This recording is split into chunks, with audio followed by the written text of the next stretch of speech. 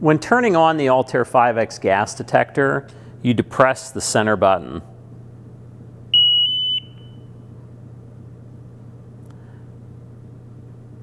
During the instrument warm-up process, it will do a pump flow check. When that flow check alarm sounds, then it's time to turn the instrument around and put your finger over the pump inlet.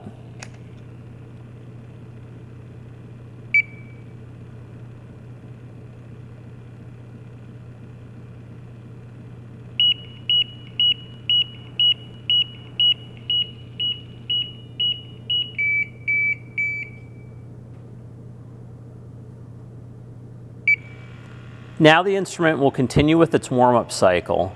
It is important to wait until this warm-up cycle is complete before docking it into the GX2 test stand for a bumper calibration test.